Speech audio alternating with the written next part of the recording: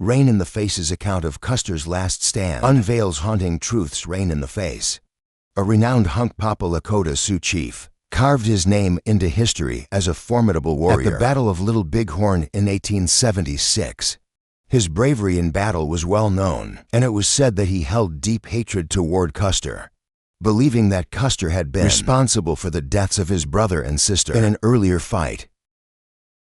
Some stories suggest that Rain in the Face was among the warriors who attacked Custer's unit, and may have even delivered the final blow that killed Custer. Yet many historians debate this, and the true details of Custer's death remain murky. After the battle, Rain in the Face eventually surrendered and spent time imprisoned. Following his release, he became an advocate for Native rights and shared his tales of war during Wild West performances. His life as a fighter had been fierce, but he later spoke of how his heart changed once he was no longer on the battlefield. "I was a man feared before I needed crutches," he once said. The soldiers trembled, and the reason crows would check to see if their scalps were still intact. "When I was near, my name traveled like the wind, whispered in fear." During one gathering, Harry, who knew the ways of the Native warriors, jested with Rain, saying, "We know you were a tough man, but tell us about the time Tom Custer beat you." Rain frowned deeply, clearly uncomfortable, but eventually shared his side of the story, revealing more about the battle that had haunted many.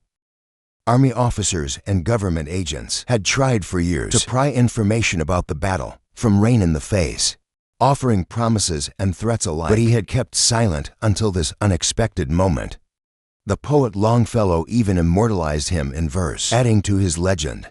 Reynolds' story took us back 2 years before the battle. Gall and Sitting Bull had their camp at Standing Rock. The Hunkpapa were strong and feared no man. The Yanktonais, who stayed close to the agency, sought peace and supplies. In our camp, life was filled with dancing, racing, and hunting. I was favored by the women, though the men kept their distance, knowing my temper. Rain recalled a time when a young woman dared him to prove his courage by killing a white man near Fort Lincoln. Though Rain knew it was dangerous, he couldn't resist the challenge. "I painted my face black, armed myself, and set out. Under the cover of darkness, I watched and waited, seeking a soldier to bring back proof of my kill. Eventually, I found my target, a storekeeper and a horse doctor. I shot them both and took their buttons, which the girl sewed onto her shawl." He recounted his narrow escape as Custer, or Long Yellow Hair as he was known, gave chase later that winter. Rain visited Standing Rock, but was captured and thrown into a freezing guard room. Despite the cold and chains, he made a daring escape, leaving behind a chilling message, a buffalo skin marked with a bloody heart, a vow of vengeance he would fulfill. When shown a sketch of Custer's last charge, Rain laughed. "This picture is a lie," he said. "We fought with guns and wore clubs, not bows. The soldiers were on foot, and their guns jammed. It was like herding sheep. Some begged for mercy, but none was given." The truth of that day is far from what the white man draws. Rain in the Face took the paper, turned it over, and sketched a large S-shaped line with a pencil. "This is the Little Bighorn River," he said. "Our lodges were like a bent bow along its banks." When Harry asked how many lodges there were, Rain responded, "Many, many times 10. We were like the blades of grass."